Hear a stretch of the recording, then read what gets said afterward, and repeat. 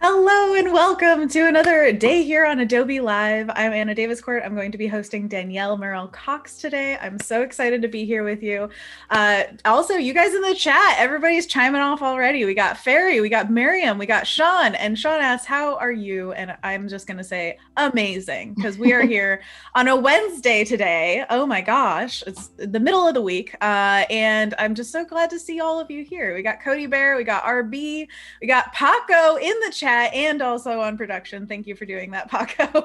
Paco's doing keeping it all together for us behind the scenes.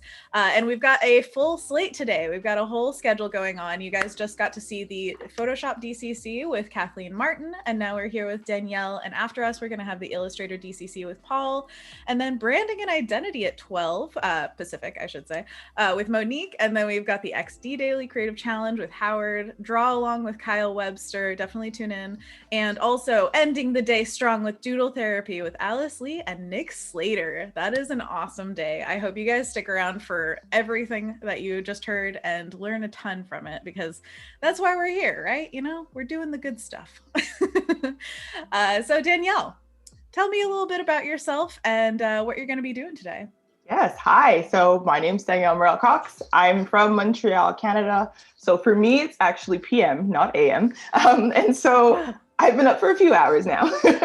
I'm an illustrator, an author, a graphic designer. It really all started with me just doodling and drawing as a kid. I went to Dawson College here in Montreal, did my graphic design program. Didn't get in the first time, actually. And once I applied the second time, I got in. And so ever since I graduated in 2011, I've been freelancing, working on my own projects, as well as working in corporate. And I finally became 100% freelance in 2017. And then from there, I kind of stuck with my own projects. I did my own freelance, of course, but I also wanted to make sure I did personal projects as much as possible. And that's kind of how my book started. I started with self-published books. And then from there, I got a book deal, and that's where my hair came about. And I've also released plushies. So I have plush toys. Yeah. Oh my gosh. Yes. I have plush toys named Zuri and Dre, and they're based off of the faces in my coloring books. I love it. Oh my gosh. Yeah. And you have coloring books. You've done so much. There's just so much to look at. This is absolutely amazing. And Zuri and Dre are making moves right now, right? So you're making plushies of them. And is there a place that they're available right now? Yeah, so they're currently available on their website, zuriandre.com. So that's ZURIANDDRE.com. Amazing. Okay, everybody look up Zuri and Dre. Get these guys. They're so good. And they even have their own social media platforms. Like they're on Instagram, they're on Twitter. They have more followers than me on Twitter, but that's okay. Oh my gosh, I love it. No, when your creation surpasses you, that is a huge thing. I love it. They've taken on a space all on their own. I love it. Absolutely. You recently were in the news, right? Because of this, I saw that you had some coverage. Yeah, super exciting. CTV News is a local as well as national channel here in Canada. So I was on the Montreal edition of it, and it was super exciting. It's something I've always watched as a kid. So it's like a full circle moment to be able to be on the actual network. And then just being on Adobe Live is crazy too. Because I was introduced to this in 2008, I should say, when I first started working in schools and stuff and learning. And so now I'm on Adobe Live, how crazy is that? I'm here. Yes. Oh my gosh. We're so glad to have you too. This is such a wonderful moment. And just I mean, I have no doubt that it's just going to continue and blossom, keep going. Because you're doing awesome stuff. Thank you. Thank you. Oh, so what would you like to work on today with us? So today we're creating a character, we're creating a person. And as you've kind of seen so far in on my portfolio on Behance, I'm a very minimal type of designer and illustrator. So we're creating a character based off of real people, but we're turning it into a more minimal cartoon type of look. And we're also including some text and some, maybe a quote or two, and that's going to be turned into a poster in the end. Ooh, love it. Mm-hmm. All right, that's awesome. Yeah. And what are we working in today, this program? So we're working in Fresco on my iPad. Woohoo! We love Fresco here. Yes, we do. It's the perfect way to draw when you don't want to use paper and pen. Exactly. It's just like, yeah, without the mess, you know? Yeah, you can have exactly. charcoal pencils, you can have watercolor. And all of the undos you can think of. How many undos do you think you use on average? I would say about 100 billion.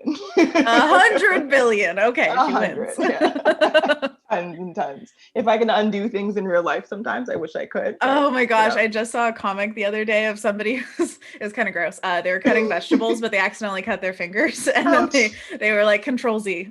I know. Or like tap two fingers. Like, yeah, exactly. Like, just undo. If only. Yeah. Seriously, I know. But unfortunately, you know, it's actually fortunate. We get undo in some part of life. Okay? Yeah, true. We got the best of both worlds. Exactly. Everybody's saying hi to Paco in the chat, which is absolutely lovely. Oh. This is so cute. We've got a too, yeah. There's a great community here on Behance, so we all get to know each other and everything. I love it. It's real fun. Oh, and Kendall, my friend Kendall, is in the chat, also a regular here on Behance, saying hello. Hello. Are you saying it in like a French way? Because I'm in Montreal, like hello. Ooh, yeah. Let's talk about that. Let's talk some French. Yes. How do you know much French? I speak well enough to be able to get by. Like if it was life or death, I wouldn't die. But amazing. If you were to compare me to someone who's like 100% francophone, my grammar is terrible. So, I mean, yeah. It'll do. It'll do. It'll do. Yeah, it'll do.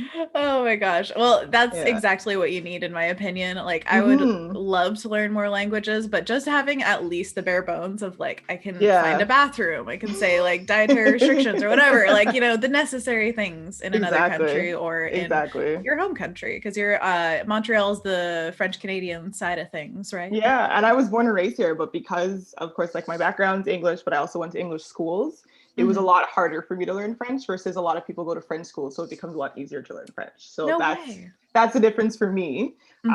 But I worked in a movie theater for like 7 years while I was freelancing and going to school and all that stuff. So that also helped me a lot with my French as well. Absolutely. Yeah. And also movie knowledge. Woo. We love movies around here. So I love movies too, but it's so sad because that movie theater is now gone. Oh no. Unfortunate. Yeah, it's now gone because there's 2 movie theaters in this area, and with that they decided that one was better than the other, and the one that I worked at just happened to be the one that wasn't the best. But I loved it. Like I worked with amazing people. I still talk to a lot of those people to this day. I've gotten a lot of opportunities with my graphic design and work because of the people that I worked with at the movie theater. So it was really great. Wonderful. Yeah. As long as you can, I mean, honestly, the best thing about a job is if you can make friends, in my opinion. Yeah, exactly. By the way, Alana is saying, I don't know French. Spanish is my jam, though. And I wish I knew Spanish. Absolutely. It's usually whatever secondary, you know, if you're in an English speaking nation, then like secondary language is the closest around you. And I feel ashamed that I haven't learned as much Spanish as I need to. Like I have so many Spanish speaking friends and it's just like, come on, like, get it in your brain. But you know, language learning is hard stuff, you guys. It is, especially as you get older. It's so much easier when you're a child versus now when you're older. It's a lot harder, that's for sure. The words are set in their ways. Yeah, they are. They really are. Or in French, it's porte. That's wait, what is it? French. It's porte. So Porte. But it all depends, of course, on your accent. But the Quebecois way would be like porte. Oh man, I Yeah. would suck at French. But good on you for knowing anything. Yeah, Thanks. please keep teaching us words because we all want to learn. Yeah, Kendall is this perpetual learner of many, many things, and she's I saying in love the it. chat that I can get through. Or wait, I need to go back to learning. It's still one of my giant verb. Still, I can learn. I promise. It's just moving.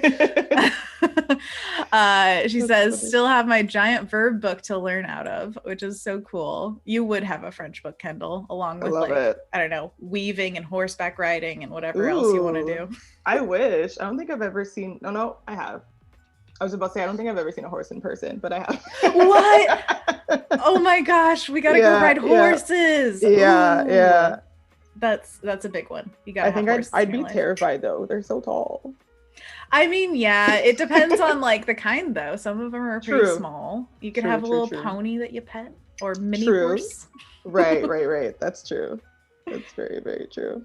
But I think the massive ones that when you stand next to them, I don't know, there's just a presence. I feel like they're an Yeah, amazing animal. It's they are. They're I don't know how, majestic. yeah, they really are. It reminds me a little bit of the presence of an elephant, which is like kind of weird, but like I've stood next to an elephant and it felt kind of horse-like. Is that weird? Elephants are one of my favorite animals. No, that's not weird, but they're ginormous. Elephants are probably like capybaras and elephants, I think, are two of my favorite animals. Yeah, So they're my favorite. I went to an elephant sanctuary in mm, Thailand a couple of years ago, and amazing. I bawled my eyes out the whole time. Honestly, yes, like It spirits was of the earth kind of thing. the best experience. I actually have a tattoo of elephant that I designed on my arm, so like What? Oh my I gosh. I love me some elephants. We love it. Oh my Yeah, gosh, yes, yeah. elephant friends. But Thailand too. You seem well Yeah. traveled. Ooh. I mean, pre-COVID, yes. Yeah, yeah, yeah. Thank you for that. Yeah, Yeah, definitely. yeah, definitely pre-COVID. I can't wait to go anywhere. But even like before COVID really got intense, last year I was in Barbados in like February, Ooh, and they were checking Barbados. our temperatures, but nothing was really like lockdown like, Mm-hmm. because my sister was getting married. That's why I was there. And so Congratulations to her. That's so yeah, cool. they got married on a Valentine's Day actually, so it's been a year, so it's super exciting. No way. I know. Wow. I Yeah, got but the one date. I know, right? We were there, and then as soon as we came back home, like a week after, it was like, okay, it's serious. Okay, it's time to lock down. At least in North America slash Canada. So Right. it was a great trip, but also I miss going out for sure. For sure. I'm glad that you got a last hurrah. My friend Yeah. Anthony actually was going to go to a wedding in Thailand. How crazy is that? Oh, And nice. unfortunately had to cancel because it was right when everything was blowing up. Oh no. Especially in, I think it was South Korea. It was like Okay. really hot Yeah. at that moment. And Yeah. he was going to fly through there. So it was just like, oh, Oh no. a rough time. But yeah, that I'm glad that you got to travel right before because Yeah. man, No, it was good. it'll be a while. It will. It will. But Barbados, how was that? Beautiful. I'm actually like my background's also Barbados, so it was like it felt like home, but it wasn't home at the same time. So that was a great Right. feeling, and just like the sun, the sand, and then being around like friends and family, it was amazing. Best you It can was ask really for, good. right? Yeah, Beautiful place, the people exactly, you love. Oh, exactly. And then love it. like my sister got married, so I bawled like a baby. A lot of bawling happening. I Yeah, love yeah. I'm an it. emotional human being. Same. Oh my gosh. I love it though. I mean, your sister's wedding and elephants sound very valid to me for Right? just the most Exactly. emotional moments. Exactly. Exactly. Jessica T is asking, I was wondering what's behind Danielle on her wall, which is funny because I just asked you Yeah. before we started. It's a quote from Marissa Peer, and it says, "We make our thoughts, and our thoughts make us," based off of my own illustration of the actual letters themselves. And it was just a quote that really kind of stuck to me when I read it, because or actually when I heard it, it was during a video that she was saying that, and to me it kind of resonated because so many things get manifested by how and what we say and how we say it and the manner we say it, whether it's negative or positive. And so I kind of just like stuck to that and created an illustration out of like, I guess you could say word art out of it. Yeah, Uh, hand yeah, lettering, whatever you want yeah, to call it. We see a lot of yeah. that around here, which is so powerful and so like it really makes the words stick in your heart, I feel like, especially It when you're does. spending all that time with the letters. Yeah, exactly. And we've seen other on your Behance, like Mm-hmm. if it doesn't align, I'm gonna have to I'm decline. gonna have to decline. Love Yeah. it. A lot of people really love that one. I'm actually turning it into a shirt design, which is super Yes, exciting. Yeah. I I got love a it. I got a lot of feedback from that. People really loved it. Absolutely. I think it, Yeah. yeah, it speaks to a lot of us because we're like, Yeah. truth. um, we've got a few questions in the chat. Mhm. Kendall, by the way, says, yes, go ride horses. On my Gotta. to-do list now. Absolutely. And Alana is asking about your book, which Mhm. there's two books. So, well, Yes. three technically. So you've got Black Queens, Black Kings, and My Hair. Yes. And Alana is asking about how the publishing went for that, how long Mm. it took from initial meetings, and is it available for purchase? So there's like three questions there. So, Yeah. So Black Kings and Black Kings, just to clarify, that was self-published. So that's something I designed and had my printer that I work with for my clients mhm. here in Montreal. So that's self-published. That's also available at blackcoloringbooks.com. But Blackcoloringbooks.com. Okay, excellent. coloring with a U because I'm in Canada. Of course. Alluring. Yeah, I love it. coloring books.com. Yeah, my hair was a pretty great experience. I was, I would say it's almost like not a rare experience, but it was definitely special. So they actually reached out to me, the publisher reached out to me after they saw my coloring books on Twitter. Oh, So no that's really way. how that all started, which was like a crazy experience. So when people ask me like, do you have any advice? And I'm like, I'm sorry, I don't, because they They came out of a contacted me. cloud and Yeah, said, hey, Danielle, you want to yeah, illustrate? exactly. So that was in 2018, if I'm not mistaken. And then from the time of signing, it was signing, and then it was working on the illustrations and the wording as well. And then from there, the illustrations were done. I would say it was like February of 2019. Oh, wow. The Okay. book was only released in 2020.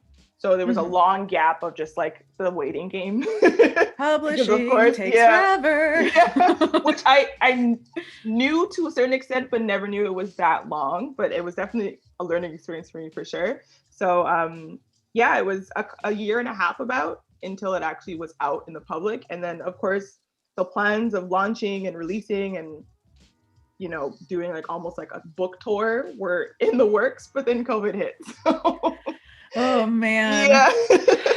I had It's, so many plans. I know, it's so rough. I've Yeah. seen this for a lot of author illustrators too, where it's just Mm-hmm. like, oh, their work and blood and sweat and tears go into this. And then they're like, Yeah. hey, please Actually. buy.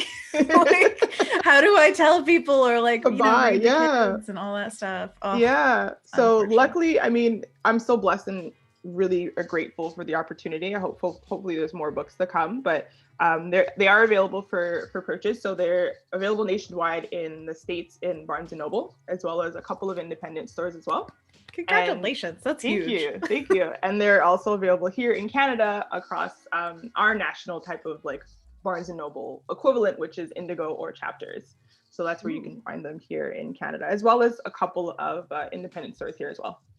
Fantastic. And we Thank love you. our independent bookstores, so please Yes, support if you can. definitely. And thank you for that answer for sure. I think No problem. everybody's very curious about publishing, especially like Mm-hmm. the difference between self-publishing and getting a publisher is huge. It's definitely So huge. Yeah. what would you say of like, say, a future book? Do you have any preference of whether you would go for self-publishing versus That's a publishing or anything like that? really good and hard question. Sorry. Because they both have such great pros and cons, right? Mhm. I don't have the reach that the publishers have, which was a huge factor for me. Getting my self-published books into stores is, I'm a one-person team, so it's all me. It's contacting stores, hopefully getting a response, versus Right. working with a publisher that's established on top of that.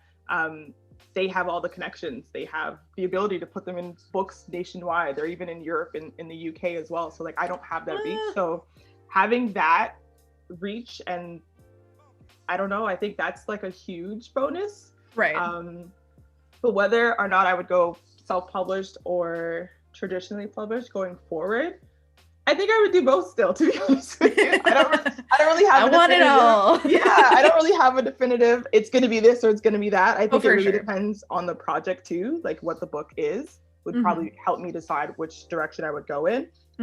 But I wouldn't say no to either at this point. For sure. I think, that's a really good answer because it really is dependent on the situation, what it calls for. And a lot of people, I think, want an answer of like, well, what should I do for mine? You know? Yeah. And it's hard to give you that answer because, I mean, do you have a publisher that you could even get in touch with? That's one of the questions too, if you want to do the traditional way. And if not, then there's so many great ways to do it yourself. And it is easier to do it yourself, I would say. Right. But well, you don't have to answer to anyone, right? Yeah. But if you don't have an audience, it is harder to get people to see the books unless you have the funds to do ads, then definitely go that route. Right. But it really depends on everyone's personal situation for sure. Do you have an agent or anyone that represents you? I don't have an agent, actually. Agentless. Do you want one? I mean, that's another question, I suppose. I don't know. Do I? What would you suggest? Oh, it totally just depends. I mean, on career path and like desire to go a certain route. Cause I think, each agency is going to bring a different kind of like gentle nudge to your path as on a career path, you know, but as I'm learning in life, a gentle nudge now gets you to a vastly different you know, like in a different direction completely. It could get you to a different destination. That's true. So it really depends. It depends on the person, depends on the needs. But if you really liked publishing through publishers, I think agencies are a more direct route to get to publishers where you just like, hey, I've got ideas, pitch for me. Right. Yeah. Or if you have, I don't know if you've experienced this, but like, I do children's books like as a pretty regular thing and get so many people emailing from like, you know, family or friends of friends. And they're like, I have an idea for a book. You want to illustrate it? Oh yeah. You know what I mean? Like coming out of the woodwork to just be like, hey. And you're just like, talk to my agent, please. I mean, I want to be as nice as possible about it, but like also, it's a real sign of like seriousness if you're willing to go through my agent. Right, true. Which a lot of people aren't, you know, aren't willing to, especially if it's self-publishing. It takes a lot of money to hire an illustrator for an entire book. It's a lot. It is a lot. By the way, oh, sorry, go on. No, I was saying that's a really good point, like what you mentioned. There's a lot of things that go into it. But if anybody's interested in specifically children's books, I would recommend going to SEBWI conferences or just joining the online community, because that's the Society for Children's Books, Writers and Illustrators. Boom. Yes. There's a lot of stuff that goes into it. Anyways, Anthony Jackson is asking, who or what inspires you, by the way? Oh. My everyday life. My friends, my family. Music is a huge one. I've done a lot of like art based off of just certain lyrics and songs that I've heard. And just like my everyday life involves being a Black person in the world. And so that's a huge impact too with the artwork that I create, the visuals that I create. Sure. But yeah, everyday life and music for sure. And seeing other artists is another thing as well, like being inspired by other people's work, not copying it, but seeing like, holy cow, you did that. I want to do something similar. Absolutely. So other people inspire me a lot as well, other people in the art world. And I mean, at first when I was first kind of creating my own style and my aesthetic, I was really, I wouldn't say chaotic, but I would draw in a very busy way. I would draw like, I felt like I needed to add all the things all the time. Right. And it didn't look bad, but it was just, I felt like I had to do that because that's what people do, or that's what graphic designers do, or that's what illustrators do. So for me, it was a really big eye-opening, awakening experience when I saw other illustrators and artists doing things in a more minimal way. And I gravitated towards that more, but I felt like I couldn't do it, or I shouldn't do it. But then when I saw other people doing it, I was like, okay, like this is almost giving me permission to do so. Absolutely. So, I kind of like realized like I like things that are, I wouldn't say busy, but have a lot of details in them. It's just, that's not really something for me. So right. Getting a lot of feedback from other people and just seeing other artwork was kind of eye-opening for me in that sense to figure out, okay, maybe this is something I could do instead. Absolutely. I think Yeah. that's super important to know, like, Mm-hmm. not just what you like, but what you enjoy making. Yeah, There's a exactly. difference there. Yeah. Kennedy is asking, what made you first want to get into this? Which is, I don't know, maybe art, maybe publishing, maybe making plushies. All There's the a lot. things. All the things. All the things. What makes you want to exist? Well, yeah, like as a child, I doodled. My mom still has like probably 95% of all the doodles I did as a child. So Oh, that's so sweet. Yeah, I was doodling a lot. I was drawing a lot. In high school, I was the art teacher's pet. I was that girl. I understand well. Yeah. Yes. Some of you may relate. I was that girl. And so art has always been in my life in that sense. My mom always encouraged me to kind of push as much as I possibly could or wanted to. She always got me like those art kits you saw on TV, like buy this art kit for like something, call this number. That may date me a little bit, but no, I love it. Yeah. Everybody has that. Like, she encouraged me to do all those things. I had like all those art kits as a child. And so it was always kind of in me to do something creative and do something when it came to drawing or illustrating. And then when it came to high school, and even though I was like the artsy kid, it was like, okay, how can I turn this into something that pays me? Right. And that's when my mom actually suggested graphic design to me, because I was just like, I'm going to be an artist. And she's like, okay, but what? Like, call it a graphic design thing. It's got more street cred. Like, it's very, the art world is vast. So yeah, she's like, well, you have to narrow it down a little bit. So I applied to graphic design, and I didn't get in the first time. As I mentioned earlier, I didn't get into graphic design the first time, but I still went into an arts and culture program within the same college. Ooh. And so I had like art classes, sketching classes, drawing classes, like art history classes. So I was still in that world. Mm-hmm. And so then when it was the next year, because you can only apply once a year to the graphic design program, since it's a technical 3-year program, when I applied the next time, I was able to get in. So with that, I was on the journey of kind of becoming who I am today. And did I think I would ever create books? Never in a million years. I actually thought I was going to have my own graphic design like studio or agency. So it's definitely changed throughout. It's not where I thought it was going to be, but I'm the most happy I've ever been in my entire life. Isn't that just the way? Yeah, like, yeah. This sounds cool from the outside. And then from the inside, you're like, actually, this is cool. Yeah, exactly. I realized like all the work that it would entail, and that I realized I wanted to create more for me and not necessarily for other people, which is why I kind of slowly at this point, I'm reducing my freelancing and working more on my own products and things that kind of bring me joy and bring other people joy. So it's been a journey for sure. But to Danielle, answer your question, bringer of joy. I try, thanks. To answer your question, how I got into this, I doodled a lot as a kid. Well, and had an extremely supportive parent. Yes, we love them. My mom was very supportive, so that was a huge bonus as well. For sure. Yeah. Anthony Jackson has a follow-up. As a kid in school, did you ever get in trouble for drawing in class? No, I was also like an honor roll student. So but I was perfect. I wasn't perfect. Definitely not perfect. I was good. I went to a public school too, so it's not like I was like in private school that had like huge. I was on the honor roll, but like 80s. Not like 90s, you know what I mean? Is there a very big difference? I don't know. There definitely is, because there were a lot of people who were super smart and a lot smarter than me, that's for sure. But you got honor roll, okay? Don't diminish that. That was amazing. Yeah, it was good. But no, I didn't get in trouble, but I did doodle a lot in class. I still paid attention for the most part. Yeah, I felt like drawing to me makes me pay attention. I know a lot of people have that you listen better when you're slightly distracted or something, I guess. No, I get that though, for sure. Yeah, but Anthony Jackson, did that happen to you? I'm so sorry if it did. I know, that's unfortunate. Absolutely. Oh, Kendall says I got in trouble all the time for drawing in class. That's so sad. No.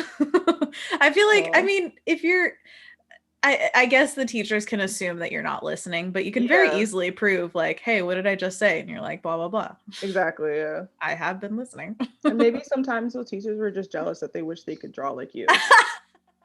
Like, yes, it all springs from jealousy. It's really just jealousy when you think about it. Oh my gosh.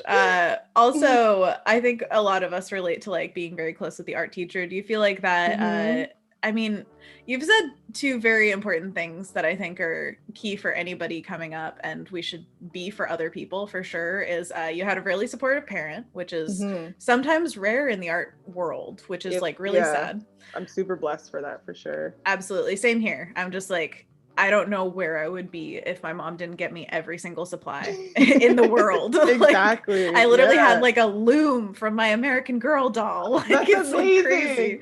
All That's the so things. Cool. But also that you said way back when that it was like seeing other people do something in a space kind of gave you permission to do that and feel like for sure. There's room. I can do this. Those are two super important things. So let's do that for the future, people. Let's be supportive parents or friends or anybody, you know, or any young person. Like, if you're an aunt or an uncle, even if it's not a blood aunt or uncle, but your friend has a child and you're that aunt or uncle, be supportive for sure. For sure. Never put like, what is the point of putting somebody down about their artwork? There is none. So just be like, hey, lift up. Honestly, I completely agree. Yeah. And then also trailblaze, because like if we don't see examples, a lot of times we don't know that it is an option. Exactly. So you know, be like an inventor, but for art. Yeah. My friend, an art version just like for you that represents you. Absolutely. That's another really important thing is like nobody is you and it doesn't matter. It's true. Like how, you know, there's a lot of talk about like what is it, like write what you know and things like that. I'm trying to get into writing more and things along that line. It's real hard. It is. I've only done children's books for a reason. As if that's easy, Danielle, how dare. But yeah, it's a really hard thing to explore, and I think that doing something that really, you know, it makes you question yourself a lot. It's like kind of it's almost like therapy. You're like, why am I writing? What am I writing? What is this for? It is, for sure. So you have to kind of realize that you have an inherent quality as a human being and being unique, and that it will never go amiss when you put down something that's genuine. So I agree. Value. You have value, every single one of you. Definitely. Don't forget it, guys. Exactly. Kendall says, I was also the kid with 500 pens and markers that refused to lend any of them out. And if I did, I would hound that person to give it back. Wow. Kendall, I have such a clear picture of you as a kid now. I love it. Kendall says, I remember a lot of teachers waiting for students to finish writing notes before moving on, but I would finish notes and start drawing, so they would pause for a long time just watching your pencil go. Oh man, that's so good. And Jonelle, sorry if I'm mispronouncing that, says my notes were just full of drawings in the margins, so they couldn't say I wasn't paying attention. So it's actually the opposite. You're like, I am writing, but actually it's just like a little cat. Right? Yeah, that's funny. Oh, it's so good. Oh, Kendall says, and then all the reports from school to her parents said, draws too much, way too many pens. Too many pens. If anything, that's really just a compliment. Like, absolutely. That's just a compliment. Over prepared, too imaginative. Yeah, that's amazing. Oh, it's so good. Oh, Anthony Jackson says, I remember a teacher had me draw some scrolls as a fun assignment for class. The teacher full on took advantage of my art skills. That's cool. That's really cool. We had to do that, like kind of a project for that as well, where we had to do scrolls. Oh, really? Mm-hmm. That sounds cool. To me. No, it was cool. I feel like any kind of, I don't know, tactile project. I remember one where we had to age paper with like coffee or tea, you know, like dip it in there and like bake it in the oven, get little crisp edges. And it's just like, this is the coolest. Cool. Can't deal with how cool this is. Yeah, all those hands-on projects always made me happy. For sure. And that kind of, I mean, it goes back to, not to like plug it, but like Fresco honestly makes me feel like a kid again in some ways. Whenever I'm using like the watercolor brushes and stuff, it feels like just playing with paint, like finger painting sometimes. Exactly, it's so fun. but less mess. Because the adult in you is like, oh, I don't want to have to clean this. Well, I found that there's definitely like a friction between you and your artwork, and it's usually how quickly can you get to the point of like putting it down and feeling like it's there. And so bringing out all your tools, preparing yourself, I feel like that's all stuff that I mentally just don't want to do. And so if I can like just quicken up that process, bring out my iPad, boom, boom, boom, then it's just so much less friction. That's always the best. Absolutely.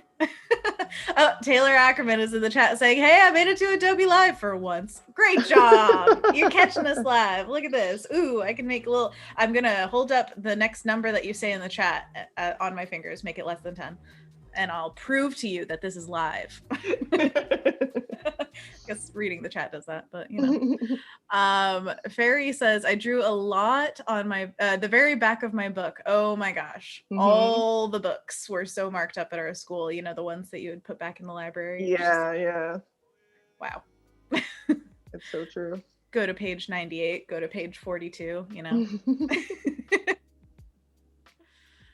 Megan says, I loved arts and crafts so much that I could get so upset when the other kids would copy what I did. Oh. That's sweet. Oh, Taylor says 4.5. So there you go. Half finger for you. I was like, how are you doing that? That's the pinky? I don't know. Does that count? Does that count? That's a whole finger. They tried to get you, but you got them back with the half. Oh. You trying to outwit me? Oh man. But yeah, I love the idea of children's projects as a way of like opening up that feeling of wonder when you first did them as kids. I remember my sister got a project where she was doing like making little animals and stuff with clay. Now that's like all I do as my hobby is I make little clay sculptures of animals. Yeah, no, that's super fun. And do you like paint them and glaze them too, so they're like shiny? Oh yeah. Oh, I love that.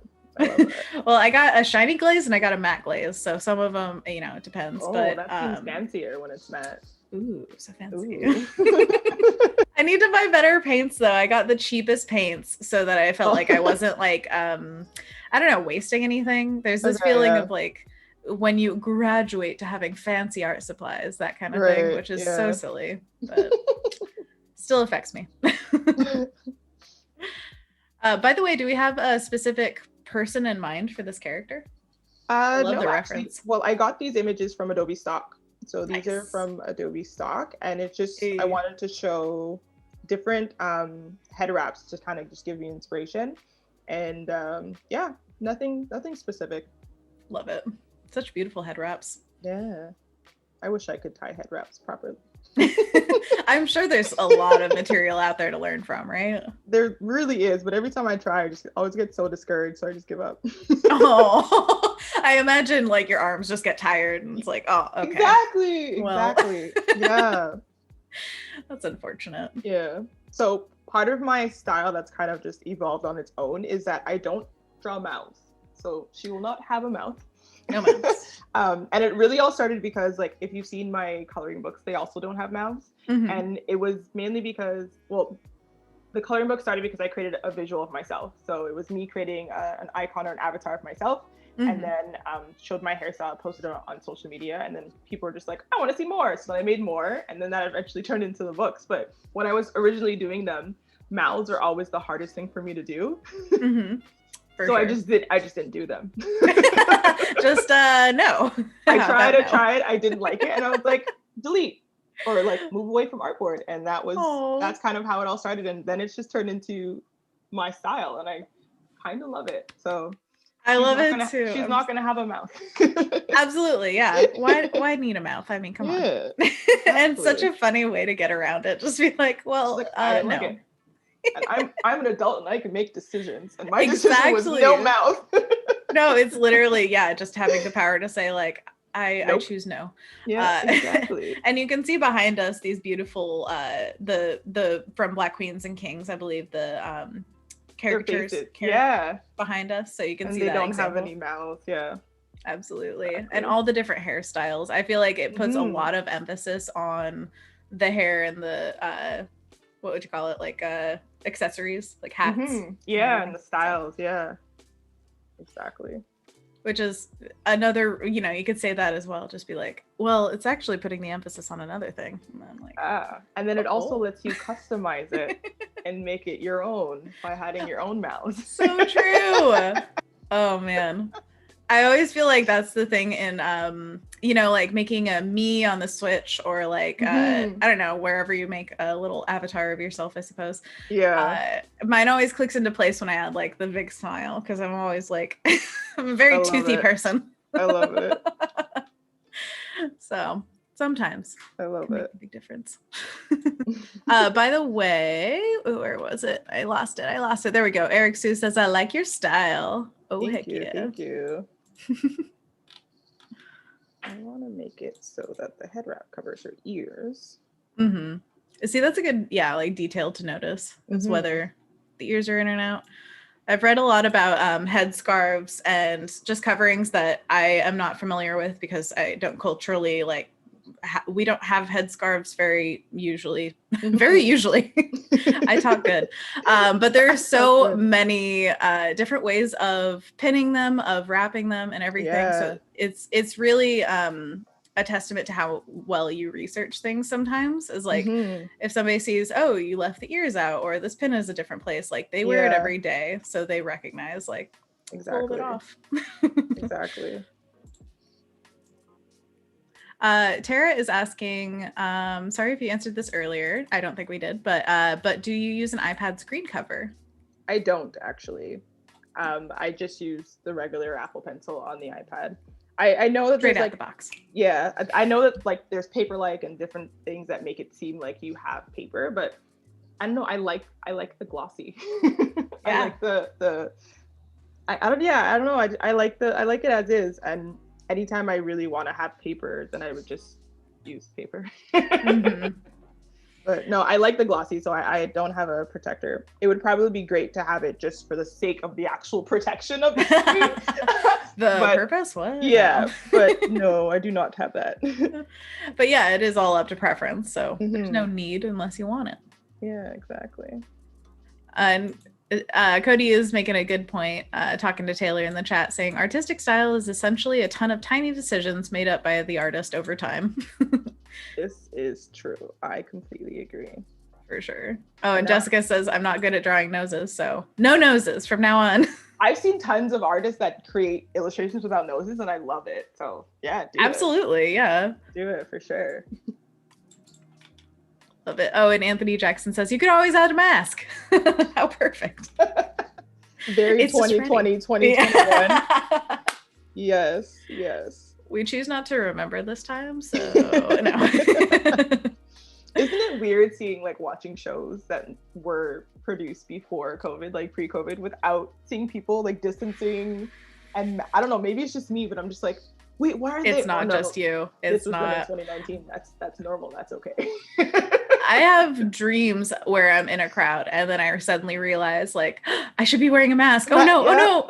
And then you're like, wait, horrible. This is a dream. I know. And like, me and my partner James have been quarantining basically since February of last year. And I'm thinking I want to post the like GIF of if you've seen The Princess Bride, there's a machine that takes away like a year of life at a time, basically. Oh, okay, yeah. And I'm like, I feel like this would be like, the perfect opportunity for this. Yeah. Exactly. I just took away 1 year of your life. But no, I joke, I kid, I jest. We are all like, doing what we can during this time and everything. And I hope you guys are all doing well. I know that personally, I found a lot of solace in the Behance community. Honestly, I stream here now, so it's like a huge part of feeling social. Do you do anything that makes you feel like it's a little less of a time suck? No. Nothing at all. I mean, okay. I've been to a lot of shows. I'm generally a homebody, so I'll just preface that I'm Gotcha. generally a homebody. Yeah. But like even the homebodies know that this has been a lot more than we've ever It's really excessive. asked for. Yeah. So Yeah. even for homebodies, we're like, okay, outside would be nice. Like I'd be down to go outside. So in regards to like what I do, it's just watching a lot of TV shows, work. I'm lucky and blessed enough that I'm able to have work to do, whether it's the little bit of freelance I have left or it's creating products. Creating products has been a huge thing for me too, or just like talking or publicizing about my product. So that has been also really helpful with kind of ignoring reality a little bit. Absolutely. No, I understand completely. Yeah. Throwing yourself into your work can be like, you know, double-edged sword, but I think, like you said, we're very lucky to love what we do. So exactly. And you're making strides, man. It's just like one thing after another is happening. So thanks. Yeah, no, it's been great. And I do think that products in particular, there is something to that because you're having physical goods made and you can see that progress really like tangibly. Exactly. Eric, sorry. Go on. No, continue. Oh, Eric, so I was just saying, I also see those no eye guys. So there's like no eyes, no nose, no mouth. I did an illustration for McGill University, which is one of the biggest universities here in Montreal. Wow. And it was a Black History Month poster, it's on my Behance, and they have no facial features at all. They do have like a profile of a nose, but there's no eyes, there's no mouth. And I love it so much. So yeah, no features sometimes is even better. Yeah. I'd like to say that I'm a minimalist, at least in my design style, but still working on the real life aspect of that. Absolutely. Yeah. It's a big statement, I guess, in the art world of like minimalism. There's sometimes I see like on interior decorating side of the world, they're like, is it minimalism? That's not minimalism, not minimal enough, blah, blah, blah. It's like, I don't know. There's not that much of a conversation, I don't think, in the art world quite as like, I don't know, pointed, but I could imagine if the conversation topic came up of like, what is minimalist art? Some people would be like, a white canvas, that's it. I think it's really personal, just like how art in general is just really personal. Your version of minimalism, whether you decide to do minimalism or not, is going to be different from like my version of it, right? So I think it's just realizing that it's different for everyone, and that's definitely okay. That doesn't take away from it, right? Yeah, absolutely. Agreed. Oh, Shauna Parmesan is in the chat. Hey, Shauna! Shauna's an amazing illustrator and letterer as well. Ooh, hi. And she says, I've had a few moments over the past year where my brain reverted to pre-pandemic and I almost walked into a grocery store maskless. Ugh. Do you get the stares of people being like, Yeah, I've done that like when I was in the car and I take it off because I'm by myself in the car and then I'm about to run out. I'm like, no, can't do that. Backwards, rewind. Exactly. I am in an apartment complex, and if I step out the door, it's like this immediate red bell where I'm like, there are other doors. People could walk out right now, and I'm like, no, mask up. Same. Luckily, like in my building where I'm located is like in the back, so we have the fire like staircase, like exit, which leads all the way down to the garage where my car is. So I can just be like, zoop, and just like never see anyone. Straight out. I still wear my mask because still anyone can walk through the stairs. But when I get in my car, I'm like, it's off. Okay, made it. Yeah, exactly. One step down. Exactly. Oh man. By the way, you were talking about being a homebody. Are there any like favorite shows that you found? I've been watching, I just finished watching on Netflix Firefly Lane, which was really cool with Katherine Heigl. I loved her from Grey's Anatomy, so like I kind of tend to watch a lot of things that she's in. Nice. I watched that. It was a cool series. Lots of ups and downs, and each episode was about 40 to 50 minutes, so almost every episode seemed like its own movie, which was cool. Wow. And I think it had like 8 to 10 episodes, so that was the most recent thing I watched. I've been watching a lot of old stuff, so like I was watching Teen Mom the other day and like reminiscing about like, I remember when you guys first had kids. Like, I've been watching a lot of that. I watch a lot of cartoons, to be quite honest with you, which is not really very surprising, but Now Disney Plus has WandaVision for sure. I've been watching Oh WandaVision. yeah, It was Agatha all along, and that's my favorite song of 2021. Yes, love it. Yeah, now that Disney Plus has the Star integration, so like the more adult shows and films, I watched, I think it's called Solar Opposites, which if I'm not mistaken is from the creators of Oh my gosh, Community. yeah. I have friends who worked on that. Oh, that's so cool. Yeah. I watched it because there's only 2 episodes on the platform so far. So I watched that last night, laughed a lot. So that was really cool. That's awesome. That's one of the more recent things I've been watching. Yes. Solar Opposites and oh golly, there was another one that this is like a studio down in California that a lot of our friends went to. But anyways, my partner James is a character designer for animation, so he worked on a production with a bunch of these people, and now they're working on other stuff, and it's just so fun. It's so fun to see stuff like that. I haven't watched Solar Opposites yet though. Gotta do it. It was funny. It's like it's very Rick and Morty-esque though. Like if you've seen Rick and Morty, like their mannerisms and of course the illustration style is the same, but just like how they speak is also really similar. Like the repeating that they do a lot in Rick and Morty when Rick is talking. But I liked it mainly for the fact that I haven't been able to watch Rick and Morty unless I like stream it in a non-legal way. Unless you put a little eye patch on and pair it. Yeah, exactly. Totally. So I haven't really watched it lately, so this was kind of like exciting to be able to see something very similar to it. So that's one of the more recent things I've been watching. And then just like I tend to just piggyback on whatever my partner is watching. So he just watches like action and like random things and like random shows, and I'm just like, okay, I mean, I'm here, I'll watch it with you. Yeah, like sure, okay. So do you ever do that where you're like, I guess I'll watch an episode with you, and then you get like sucked in and you're like, actually this is really fun. Like we actually with Superstore we did that. He was watching Superstore and then I was like, okay, I'll sit here. And then I was like, okay, you cannot watch it without me now. I'm so sorry. Yeah, exactly. Now it's ours. And he's upset because he's like, I want to finish it. I'm like, oh, sorry, I'm not available right now. You can't do it. Exactly. That's what happened with Critical Role for James and I. It's every week they stream for a few hours playing D&D with a bunch of voice actors. Nice. And oh my gosh, it's so much fun. And that was like, you know, a mid-joining thing, and D&D is expansive, so I was like, I have no idea what's going on, but like 2 episodes in, I'm like, I'm all about it. This is ours now. Exactly. And now it's like every single time, you know, we put it on while cooking or something like that, and then it's like, oh, I missed a minute, what happened? It's like, something really important. So one thing I wanted to introduce and put into the illustration was having a way to like her showing her emotions in like an abstract way. So based on your feedback with you guys as well, like if you guys want to chime in, definitely down to do that. So I wanted to be able to showcase emotions or feelings or like whatever she may be thinking in an abstract way. So like one way could be like excitement.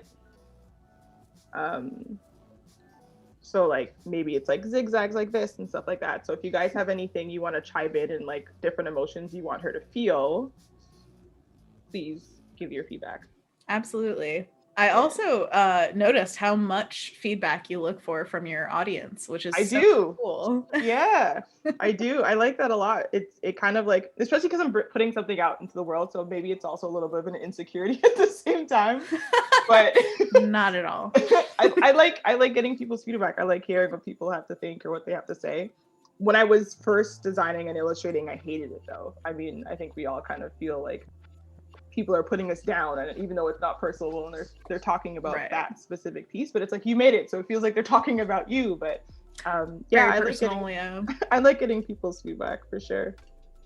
Yeah, I mean, Zuri and Dre were named by the world, right? By the audience, yeah. So I created the faces and stuff like that, but then I asked people for their feedback for their names because I had so many different ideas and I'm like, I don't know what sticks, what works. And so I put it onto Instagram and I asked people to give their feedback. What names did they suggest? I picked the 2 names that I liked the most. So in the end, it kind of still was a little bit me, but mainly from people creating their ideal names. And so Zuri, and I can't remember what the other one was for Zuri, but for Dre, it was, if I'm not mistaken, Zane or Dre. Yeah, so those were my 2 options for them. So it could have been Zuri and Zane. Yeah, it could have been.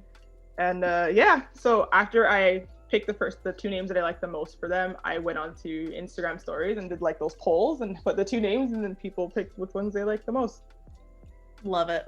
Yeah. But I also love that you kept it somewhat to you. I think that's the perfect mix, is like, you guys can help me, but also I get final say. Yeah, exactly. Just so you don't end up with a wild card. Yeah, exactly. And luckily, the ones that people picked, though, were the ones that I like, so that worked out. For sure. Yeah. Jessica, by the way, is saying there's a lot of old kid shows coming to Netflix, like Sister, and iCarly. Oh, man. I love Sister's already on there for us. Oh, yeah. Oh, Canada gets so much. Wait, do you have the whole Ghibli movie collection on Netflix in Canada? Probably not. I don't know, to be honest. I feel like it was almost everywhere in the world except for the US, but I don't know if Canada also. Oh, I want it so badly. And Jonelle says, I keep rewatching the Colin Firth BBC Pride and Prejudice miniseries over and over again. I cannot stop. I still haven't seen that one, but I just watched the Keira Knightley Pride and Prejudice. Was it good? Oh, it's always a classic. It's so beautifully shot. I feel like the story is like, it's okay, but like the cinematography is what gets you every time. Yeah, so beautiful. Yeah, pretty. And the newest one that people are liking is, oh golly, what's that called? It's the same time period. Okay. Regency era, but it's called Bridgerton, right? Is that the thing? That one from Shonda Rhimes, is it? I don't know. I haven't really heard anything but the name. I think it's Shonda Rhimes. She's the one who created Grey's Anatomy. Grey's Anatomy, yeah. Yeah, so I think she's the one who produced it or directed it or something like that, maybe. Nice. But so do you think you would like it based off Grey's Anatomy? I've heard of it a lot. I've seen a lot of Twitter talk about it, but I haven't really been wanting to watch it, to be honest with you, because a lot of people are saying it's like an 1800s version of Gossip Girl. Oh. And I was like, okay. I like Gossip Girl. Yeah, I tried to watch it before Netflix took it off, but I don't know if I really want to watch another Gossip Girl type of show. Right, yeah, it just depends on your mood, I suppose. Yeah, I don't know. I guess it's interesting to think of it like translated into that time period, but I also I don't know, I have flashbacks of like the what do you call it, the Shakespearean one, but it was with Leo DiCaprio and Claire Danes. Yes, I can picture it. I can. Yeah. Yeah, I can't remember. Oh, Shakespeare, or not Shakespeare, what do I call, oh golly, Romeo and Juliet. Boom, nailed it. Okay, yeah, I pictured it, but I couldn't think of what the name was. For some reason my brain was blocking that one out, but they're all saying Bridgerton. Come on. Yeah, I've heard a lot of great stuff from it, but then when I saw the Gossip Girl tweet, and I was like, you lost me. One tweet can bring it all down. It really can. Oh, I love it. Oh yeah, people are saying Ghibli on Netflix. I think they know that we want it really badly here, so they're just like, no, you can't have it. That's funny. No, it's probably Disney, honestly. There's some kind of deal where they really want to buy it or something. Ooh. Oh, probably. That would make a lot of sense. Yeah. I mean, Disney's taking over. I think they saw what HBO Max is doing. They're like, okay, hold my drink. I'm gonna try to take over. I'm so sad. Disney bought Blue Sky and then closed it. Did they? Yeah, they just shut it down recently, and it's like, that is sad. Oh, why? We could have a whole nother studio right now if Disney didn't just want to buy everything. That's so sad. Dang. Oh, by the way, we had a shout out for a shocked expression that somebody wanted from her. Shock? Okay. Yeah. Like on her face, or more of like in the abstract way that? I think they were saying abstract, but also I think it was Anthony Jackson was saying, show the emotion through her eyes. So I don't know in what way you would want to do that, but that's just some like feedback shock, from the like, audience. I don't know. So it's always in the eyebrows, right? Like, it's all in the brows. It's all in the brows, and she has no mouth. And then like, It's so true. Eyebrows can do so much heavy lifting. So much. But I will take off the eyebrows for now. Oh man. Oh, Phil says all the Studio Ghibli movies are on HBO Max. Ugh. I don't have that. We don't have HBO Max here in Canada. We have Crave, which is almost like, I would guess would be almost our Hulu equivalent, because we don't have Hulu here. Mm-hmm. So we have Crave, which is another streaming service. And they show a lot of HBO shows and stuff like that. I just don't know if, like, once the movies come out on HBO Max, if we'll have access to that through Crave. So I hope so, because who knows? we need to be able to see these movies. You can't watch them in theaters. So absolutely. Oh, you know what I'm mad about? This is Anna's mad hour. It's Apple, whatever you call it. Apple TV? Yeah, Apple TV. They have so many things that I want to see now. Like, it just keeps piling up. I think one of them was Ted Lasso. Everybody's like loving that. I've heard people talking a lot about that. Yeah. And they got something else. Oh, it was Wolfwalkers, which is, I believe, this is from Cartoon Saloon, which they did Song of the Sea and Book of Kells. If you know any of those, it's very specific style. Oh, I think you'd love it. You should definitely look them up. Yeah. But Wolfwalkers is their newest one it's like hyped for so long in my mind in the animation industry. And it finally came out in December and I still can't see it because it's on Apple Plus. It's just so many darn streaming services. It's turning into cable.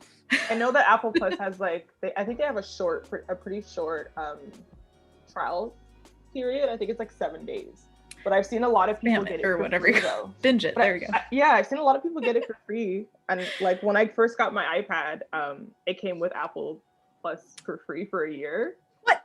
So like if you're in need of a new Apple product, anyone out there, and you don't have Apple Plus, it could still be a thing, but I don't know if it still is. Yeah. I've seen a lot of people where it's like they're about to cancel or their free trial's almost up, but Apple TV just says you have another month for free because they just want people to stay on their platform. I know, right? Try the free trial and see how it goes from there. Mm-hmm. Oh yeah, Kendall's backing me up saying trial is 7 days for Apple TV. Yeah. And Jonelle says Wolfwalkers was great. Ooh. Was it? And Kendall says Wolfwalkers is one of my favorites ever. Ooh. So worth it. Speaking of which, actually, with the Apple products, you have an iPad, clearly. And do you work on anything else, or is it exclusive? iPad, really, yeah. It's iPad and then my laptop. Yeah. Which we'll be working on after the sketch is done for today. We'll be bringing this into Illustrator. Nice. Working in that. Yeah. Wow, cross-platform. I love it. Also, by the way, we will be back tomorrow. Super excited about that. And also, just real quick, if you guys are watching on YouTube, we simulcast to YouTube and Behance, but Behance is the chat we're reading. So we would love if you come over here and we could like talk with you. So yeah, come on over, guys. Come join us. Join us.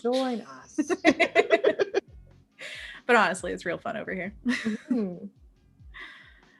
Kendall says, I'd say you can get through almost everything on Apple TV with 7 days. There's not much on there. They have like 3 or 4 shows, I think. Whoa, okay. Yeah, they don't have much on there, which is pretty unfortunate. Yeah, I feel like that's the strength of a streaming service, is like having a backlog of a ton of stuff, right? Yeah, like, exactly. I can watch Stargate again and again and again. But I don't know. I feel like I just am at the point of like no more. Like I would have to get rid of one to get another, that kind of thing. There's too many for sure. I agree. Then they're coming up with, I think it's called Peacock or something. Is that that one? I think it's NBC. Like the NBC or something? Yeah. I think so. Yeah.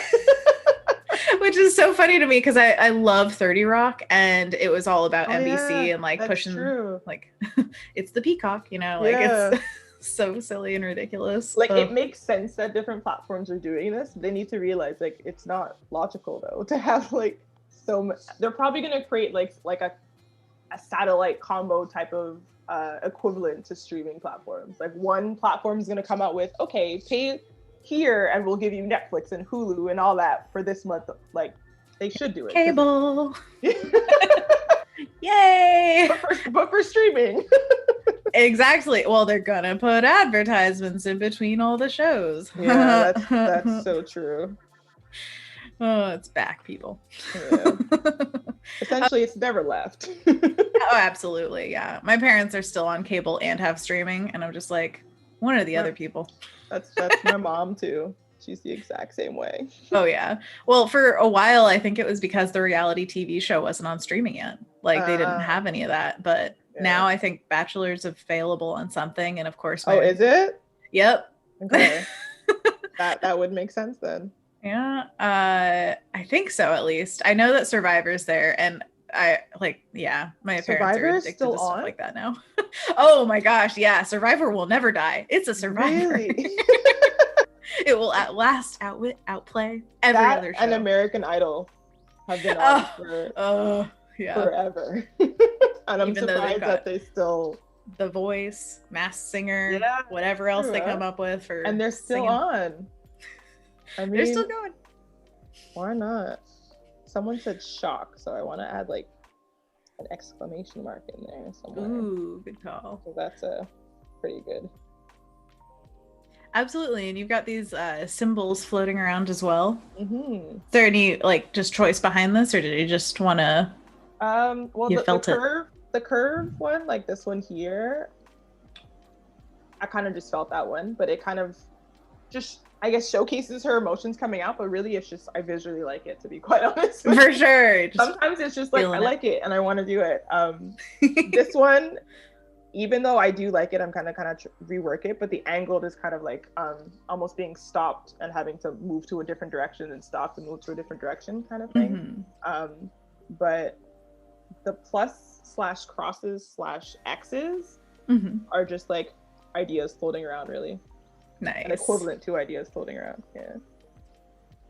I like that. It reminds me of The Sims. Whenever they're getting creative, they have little light bulbs like pop off. Yeah, exactly. It's her creativity popping out. Exactly. I love it. Yeah. Oh man, Cody's saying my family was obsessed with Survivor when I was a kid. Same. That's why I'm surprised it's still on. I know, right? Like celebrating our 50th season. Like that's crazy. Tara says, I curse the person who created the subscriber model. Curse you. That's true. What was it? Kendall says, my mom and I are currently addicted to watching The King on Netflix, getting into K-dramas. Apparently a Korean drama. Oh. I haven't heard of it, but The King. And Anthony Jackson says, American Idol is still going? Really? Exactly. It's crazy. Just Kelly Clarkson coming back every time. That's crazy. But I feel like the model, COVID excluded, is what keeps it going, because it's just endless, like people with dreams, and that will never stop. That's true. And then people just watch it because it's entertaining to see people do crazy things. Oh my goodness, it is. Yeah. It is. It's kind of sad that you're like rooting for people to be like, you know, wacky. Like go up there, make a fool. It's true. But it's how hopefully they get, you know, some pay and some 15 minutes of fame. Hopefully. I want everyone to benefit. I'd hope so. Yeah. Oh, and Rob Zilla's in the chat. Hey, Rob says Russian Rose on Netflix. Russian Rose. Ooh. Should we have Shauna Parmesan has talked about the style of Russian crowns that they have. Oh golly, I can't remember the name. They're a very specific shape, and she has a few, and they're really, really beautiful, like a minimalist tiara almost. Ooh. I'm a fan already. You said minimalist. Right? I know. You got me there. Oh, I love it. Jonelle says, I love a good historical K-drama. The costumes! Honestly, like costume people, artists, the creative side of every like the work that goes into that industry. Ooh, they're doing a great job. They're amazing. Just doing great. Yeah. That's they should get all the things. Absolutely. Every single time James and I go, like, we're avid animation fans, and so we'll go watch an animated movie, and it's like every single time, no matter what the story, no matter what the effect, it's always that the artist did such a great job. Yeah. They're just top marks. I agree.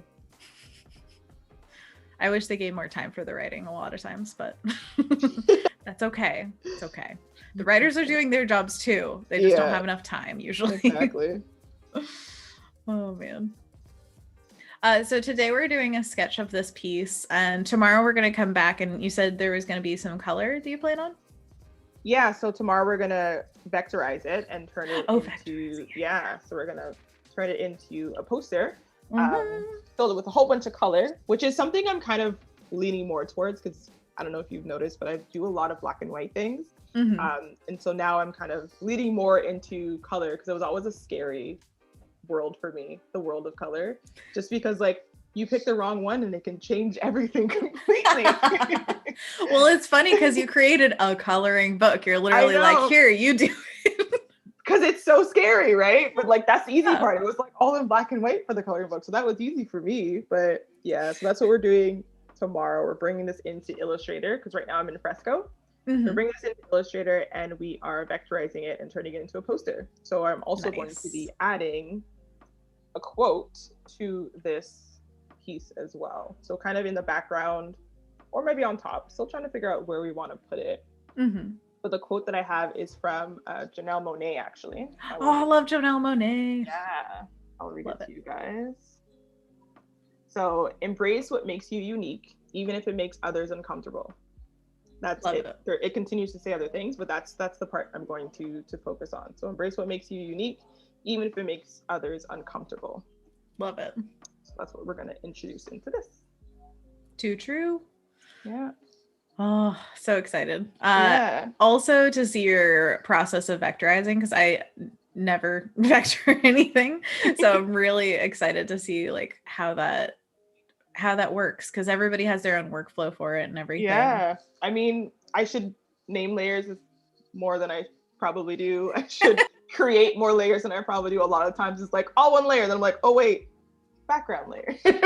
Oh yeah, this could have been a lot easier, but so much easier. Absolutely. Yeah, so that's something we'll work on tomorrow. But vectors and Illustrator are like really my go-tos. I really love like page layout and stuff like that in InDesign, but for sure. When it comes to creating like visuals, Illustrator is always my go-to. Nice. Yeah. See, there's like a comfort zone for every artist, I feel like. You know, like, yeah. What do you like the most? Exactly. So, sorry, no, continue. Oh, I was just wondering, have you played with the vector brushes in Fresco? I have, actually. Yes, I have. And then I was like confused because I was like, oh, I like this a lot. What do I do? Like, I can't abandon Illustrator. Like, Illustrator is my favorite. But no, I have. And it's been like super, super beneficial for sure. Oh my gosh, yeah. Mm-hmm. I feel like, you know, experimentation is fun, but there is a comfort zone for sure. So yeah, exactly. Go with what makes your workflow fastest and most fun. Mm-hmm. So yeah, so now what I'm doing is I'm essentially just like sketching out on a different layer. So I'm on this layer here. How I almost kind of want the text to fit within the illustration. Nice. So the phrase is, or at least the quote from Janelle Monáe is, embrace what makes you unique, even if it makes others uncomfortable. So we're working that into the, like, basically fitting around. Exactly. Very nice. Exactly. I think that's going to look awesome. I hope so, at least. Thanks. Absolutely. Yeah. And Alessandra, by the way, says, I love your artwork, Danielle. I checked out your website and it's awesome. Thank you so much. Thank you. Everybody's still talking about streaming stuff and what they're watching. I love it. PD says Death in Paradise blows Caribbean fresh air into English detective. Ooh. Oh, okay. I like that. I'm intrigued about that one. Caribbean twist. Alana says, I love Janelle Monáe and that quote. Yeah, there's more to it, actually. It's so the whole quote says, embrace what makes you unique, even if it makes others uncomfortable. I didn't have to become perfect because I've learned throughout my journey that perfection is the enemy of greatness. If you know Janelle's work, you like, yeah. Yeah, it just makes sense. Yeah. You're just like, yes, that. Yeah, basically. Like, what else can you say, right? Like, I'm surprised she said it so succinctly. It's like, oh yeah, that's you. Yeah, exactly. And I just love that you can see practicing what you preach, you know? She's the thing. She is. And Alana says, let's be honest, no one names their layers. Haha. It's true. So I'll lay down our arms and just say like, yep, no layers, no names. Or wait, no, not no layers, many layers, all the names or no names. Yeah. And a lot of the time, if I do have to name a layer, it's like I have to actually give the file to someone else. I'm like, okay, hold on, give me like a few minutes just to like prepare it for you. But I'm really just like naming the layer. Yeah, I gotta get it ready. It's just gonna take a minute to boot up my computer. Yeah, and you're just like, background, artwork, text. Oh my gosh, so much. Sending anything to clients, I'm like, oh, you need the PSD? Okay. Are you sure? But yeah, it's definitely a good idea for you guys if you're looking for advice. If you're working on something that you think even remotely will go into the hands of someone else, please make it as easily understandable as possible. It doesn't have to be 5 million layers, but it should be broken up in a way that's clean. Yeah. And it's funny because I taught a couple of classes at a private college about graphic design, and I would always say, like, name your layers, because you're not the only one who's going to be working on that file, especially if you're working in a corporate job or a studio or an office. You need to be able to make sure it's easy for other people to work with. And then I go to my files and I'm like, about that. But I will say I've done a bit better lately in regards to actually naming my files, but it's taken some practice and some forceful practice. Forceful. So how do you force yourself? Like, just say, oh, I'm gonna name like these eventually, or like as soon as I open it, I tend to just like, first thing, write something. Just make sure it doesn't say layer 1, just anything. Even if it's just like pictures or artwork, and then like add a background. At least that. So even if I just have 2 layers, at least it's something. Absolutely. But yeah, that's me forcing myself to do it. Good on you. I think your coworkers or anybody who gets sent a file really appreciates it. I hope so. So embrace what makes you unique. So unique is a very long word, and we have to try to fit it into here. Unique New York. That's the like, what do you call it? Jaw exercise or elocution. Oh, is it? Yeah, you say unique New York. Unique. Say that 10 times fast. Exactly. It's the hard part. That's where I would have trouble for sure. Yes. By the way, Mummy Cox, hey, another Cox. Ha. That's my mom. No way. Mummy Cox. Cox is on my mom's side. That's Wait, is it actually your mom in the chat, or is it just... If she's calling herself Mummy Cox, I assume so. Hi, Mom. Oh my gosh, that's so sweet. We love you, Mummy Cox. Says also, the key to supporting your kids and loved ones are encourage and enforce their talents as far as you're able to. Basically, till your last breath. Ah, yes. Yeah, I love it. That's Mama Bear, all right. Oh my gosh, yeah. She's saying I'm Danielle's mom. Thank you so much for coming and supporting your kid. That's amazing.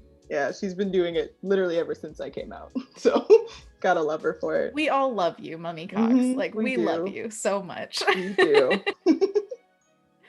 Oh, I love it so much. Oh, everybody is sending her love in the chat. Oh, it's so good. She needs it. She needs all of it because she deserves it. Oh, I love it.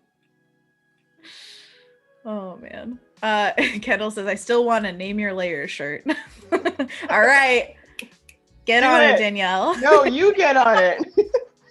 Or like a name your layers shirt in your art style, right? Like everyone create it in a different make your own art style. Yeah.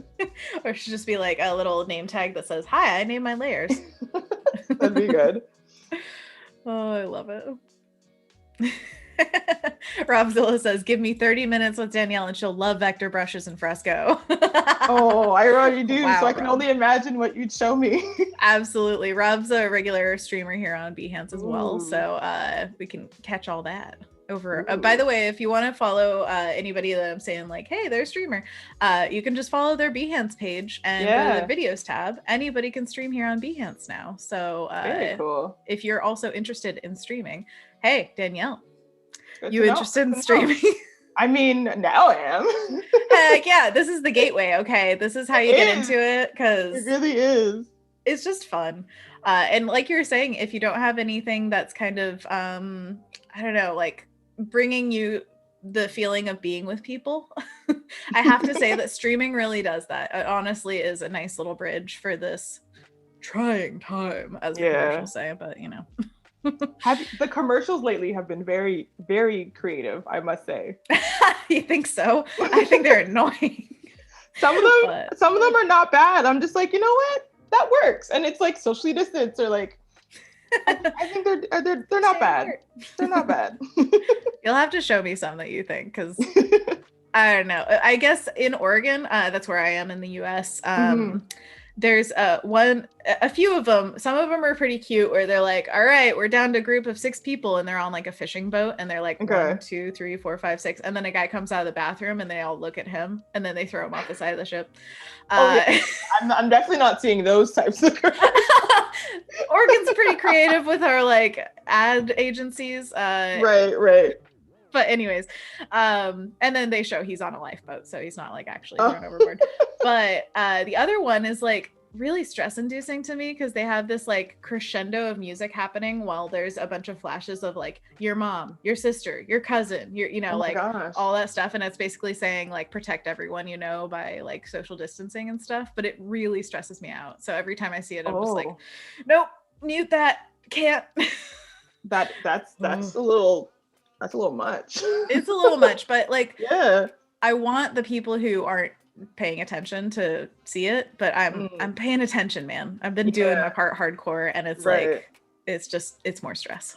So but I think what we all need is definitely connection, and for me streaming has definitely done that. So if you want something that brings a little social life, especially around your art, I would highly recommend. Yeah, I will have to try that.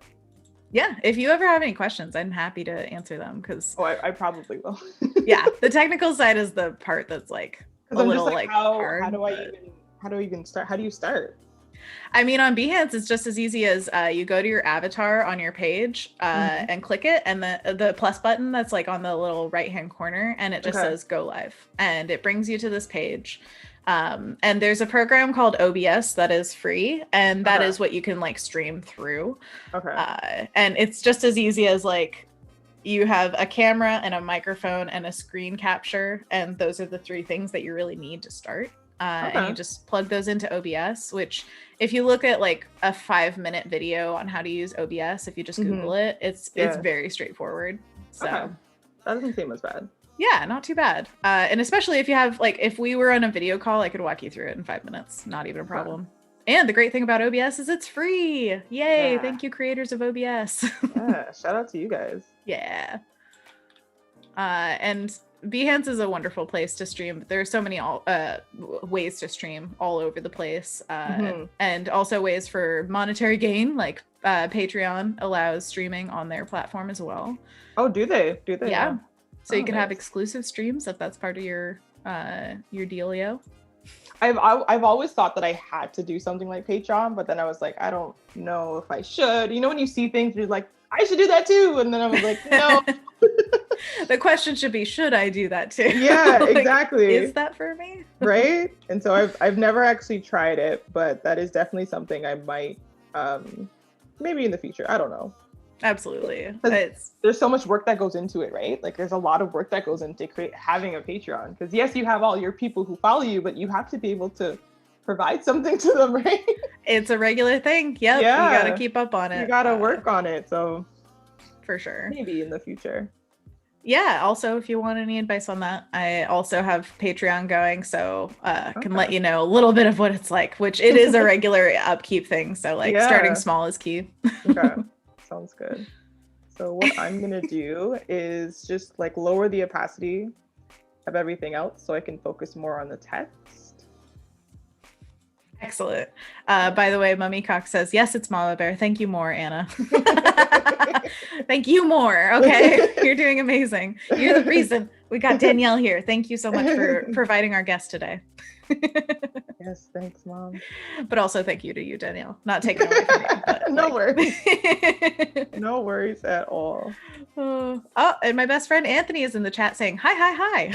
Hi, hi, hi. 3 times makes it true. Welcome, welcome. Oh, and he says, I love this figure. Oh, heck yeah. Oh, thanks. Absolutely. Kendall says, this is a reminder for me to finish up my Patreon stuff. Keep pushing it off because I have other priorities. Yeah, it's a lot of work. It's a lot. I totally understand. Lots and lots of work. I know. And a lot of people build it up like you have to, I don't know, announce it and be like, da da da da. Yeah, But it really can be whatever you want it to be. There's no true, pressure. It's just whatever pressure you put on yourself, just like anything else. true.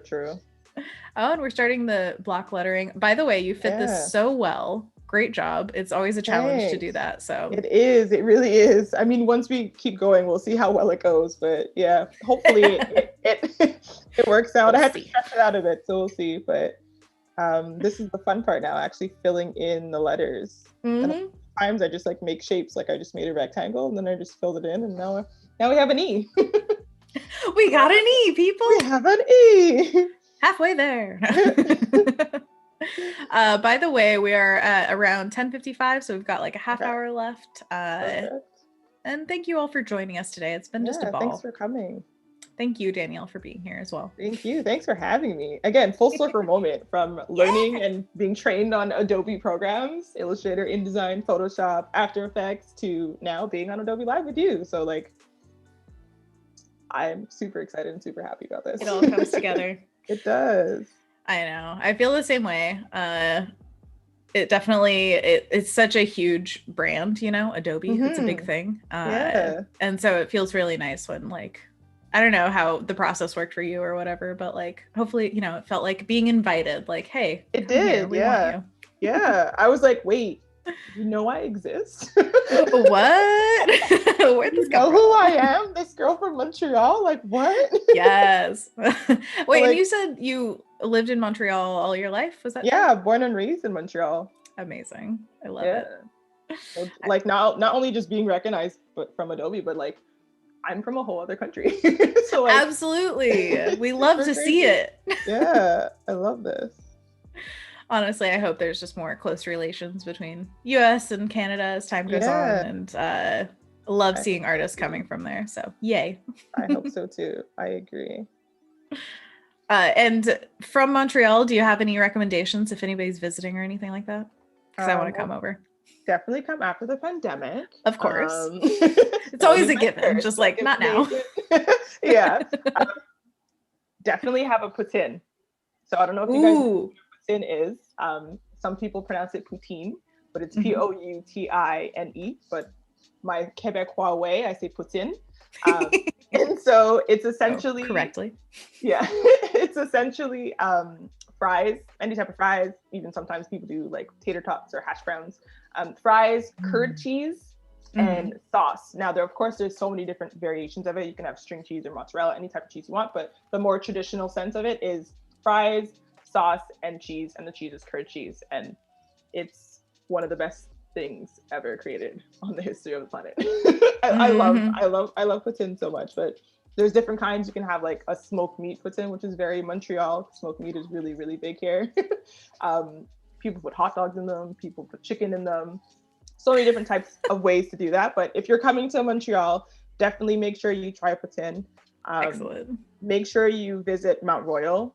Mount Royal is essentially the reason why we are called Montreal, because the name Montreal is based off of the actual mountain, which is in the center of the island, called Mount Royal. Had no idea. Yeah, Wow. so definitely visit there. And from there, you can literally see across, depending on the angle, of course, you can see across like pretty almost the whole city, which is really cool.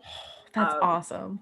It's a hike, but you can also drive up a bit. So. Wait, is there snow up there? We could go snowboarding with Paco. Well, it's not that type of. Ah, darn it. Okay, we'll just have to go hiking. Yeah, it's not that type of mountain, but it's a great place to visit to kind of see the island. That would be definitely a place to go check out. I would check out Old Montreal. That's almost like our biggest ties to the Europe in a way, because it's very reminiscent of that. Like the ground and a lot of areas have cobblestone still, which is really cool. Ooh, yeah, so love that stuff. Our European vibes are over there in Old Montreal. They have collages, even though I'm not really a fan of them, but they do have them because I'm not a fan of how they have animals. But it is what it is. Can't do anything about it. But that's in Old Montreal. So yeah, Mount Royal, Old Montreal. Definitely visit downtown. And downtown poutine. yeah. I'm Definitely. just imagining there's like a poutine stand like everywhere you go, just like you hike up the mountain. We actually don't have food stands here. We have food trucks, but they're in old Montreal and stuff. But Uh-huh. versus, let's say, like you know how you have hot dog stands and stuff in like New York. Mm-hmm. We don't have those here. I don't think they're allowed to Wow. be here. No But it would stands. You have be to be in a cart amazing. or nothing. It would be amazing if they did have them because that would make life Oh, so much easier. But absolutely. there's But I a mean, bunch of food places carts are you can great get them too. for sure. Yeah. Yeah, there's a bunch of Oregon's, places. or I guess Portland is kind of famous for its food carts. So if you like that, like Ooh, a very diverse culinary experience, come on over. ooh, sounds like a plan. Yeah, I haven't been to a lot of states in the states in the US, Yeah, but I definitely want to visit more. Like I've been to New York. nice. Plattsburgh is like literally 2 seconds away from us. So anytime you want to do cross-border shopping back in the day, like you just go to Target, which I wish we had. Go to Target, Oh, a couple hours away from us, because the border is literally like an hour away from where I am, so where Montreal is. So it's actually not that far away. mhm. But I'd love to visit different places for sure in different states. I've been to Florida, but that's about it. I was supposed to go to LA, but then again, 2020 hit. So You'll have to do like a West Coast tour when you're over here. Have you ever yeah. been to BC? No, I haven't even been on the West Coast in my own country. Wow. Okay, we No. gotta get you over here. Yeah, definitely want to go to BC one day as well. Like that's on my to-do list as well. Okay, that's where we'll go snowboarding. We can go to it's Yeah, Banff, right? Up there. I think so. Yeah. Yeah. Is that Banff, Alberta, or is that Banff in I think it's between Vancouver and Alberta, maybe. I am really Right. bad at geography, Geography? especially of Same. non-US places, because we're, Same, know all same, the same. states, but I've been trying to get used to the provinces of Canada though, because I feel like that's Hmm. just the easiest thing to memorize, and I still don't know Yeah, it. So provinces and territories. and territories, yes. Yeah, I yeah, watched, oh man, there's this YouTuber who's in Nova Scotia, and she just bought her yeah. house and she's like fixing it up, and I'm like, Nova Ooh, Scotia's nice. I like that place. yeah, it is nice. Want to go to there. That's on the East Coast though. Yeah, yeah. Yeah. But they call, what was it? Prince Edward Island is PEI, I Hmm. think it was. That's the abbreviation. Yeah, yeah. Well, yeah, it's like it's just funny that there's like a nickname for it. I would just be Right. like Prince Edward Island. By the way, as Alessandra says, being a Black woman illustrator and designer, I love seeing another Black woman in the field. Love that. Ah, yes. Yes, yes, No, yes. it's great. I mean, you don't see us enough, that's for sure. I don't see a lot, especially in Montreal, to be honest with you, Yeah. which is a really big thing that I wish we'd see more of, which I know they're there and Mhm. I know they're around. It's just, it's getting the exposure for sure. That's one of the biggest issues. Mhm. But, yeah, thanks for reaching out. Absolutely. Yeah, I think more representation everywhere is really important, but also just, Mhm. I mean, we need more diversity in design always, not for Yeah. design's sake, but just for humanity's sake. Yeah, Like, because it's design and important. illustration represents what's going on in the world, and what's going on in the world is just more than one looking type of person. So you Absolutely. gotta show it all. You can't just show Absolutely. certain parts of it, right? Well, and yeah, it's if you're just showing one part of the world because, socioeconomic things bring one portion of the world to design, it's a very privileged place to be. I hope we all Yeah, understand that like yeah, you for need sure. time to draw. You got to get good at what you're doing, and that time is very expensive. So Mhm. it's wonderful to have people here from I mean, it's wonderful to have a community. We need more people from outside the socioeconomic circumstances that brought us all here. Mhm. So making that possible is a really good thing that we can do for each other. Just like reaching out to people who don't have the circumstances that we do and making it Yeah, possible for them. exactly. I agree. And Cody Bear, by the way, says the first time I had poutine was in San Fran with Kathleen and Gus, who are regulars on the, in the Behance Oh, community here nice. too. Oh, so good. We Very just cool. saw Kathleen this morning doing the DCC. Nice. So San Francisco in California has Mhm. poutine. Okay. Okay. Not bad. Whoop whoop. I'm sure there's probably vegan poutine in Portland or something. Oh yeah, we have vegan puts in here too for sure. You can go to like a Walmart or any grocery store and get the vegan equivalent to the curd cheese. Oh yeah. Oh, and we have the Tillamook Cheese Factory here, and you can get cheese curds when you go. I mean, obviously you can get them anywhere because it's Tillamook, but I'm just saying that's my very Very specific cool. memory of getting cheese curds was at the Yeah, factory. very cool. They're squeaky. They so really are. And I'm not really even a fan of cheese, to be honest with you, but curd cheese is the exception to the rule. It's very non-cheesy. It's like it's like the fat from the fat from the fat. Yeah. Chew on is it the fat. really cheese anymore is the question. It's poutine. That's all we need. Yeah, that's all that matters. We have poutine. Absolutely.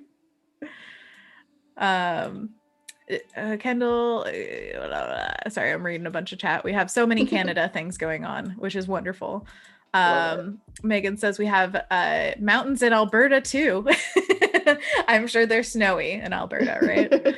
And Megan says Jasper and Banff National Park. So is that Alberta? I'm guessing.